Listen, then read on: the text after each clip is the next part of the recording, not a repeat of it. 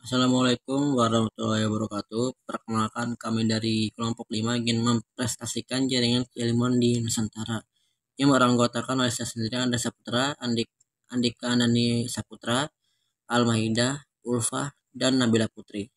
Materi pertama akan dibacakan oleh Andika. Jelaskan apa yang dimaksud dengan jaringan keilmuan di Nusantara. Jaringan keilmuan Nusantara adalah hubungan antara istana sebagai pusat kekuasaan dan pendidikan, perkembangan pendidikan yang sebagian berlangsung di kerajaan dan dilakukan oleh para ulama Islam. Selanjutnya, proses terbentuknya jaringan. Faktor terbentuknya jaringan keilmuan di Nusantara terkait istana sebagai pusat kekuasaan dan pendidikan, serta berkembangnya pendidikan Islam di istana-istana raja menjadi pendorong munculnya pendidikan dan pengajaran di masyarakat Nusantara.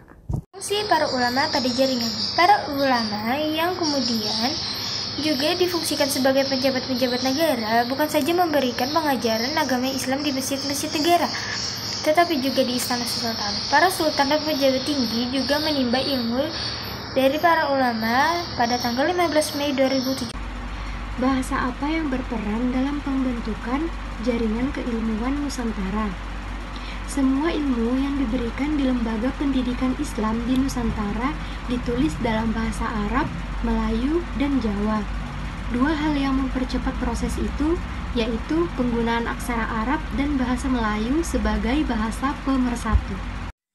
Kerajaan manakah yang menjadi pusat keilmuan awal di Nusantara? Samudra Pasai berfungsi sebagai pusat studi Islam di Nusantara. Ketika Kerajaan Malaka telah masuk Islam, pusat studi keislaman tidak lagi dipegang hanya Samudra Pasai. Mengapa Kerajaan Samudra Pasai dan Malaka menjadi bagian terpenting dalam jaringan keilmuan di Nusantara? Peran Kerajaan Samudra Pasai dalam jaringan keilmuan di Nusantara adalah berkembangnya agama Islam, yang menjadikan Indonesia sebagai negara yang memiliki banyak penganut agama Islam. Siapa penemu jaringan keilmuan di Nusantara?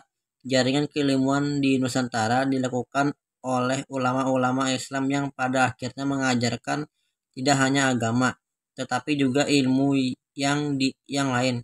Para ulama berperan sebagai pejabat-pejabat negara yang memberikan pengajaran agama Islam di masjid-masjid negara Istana Sultan.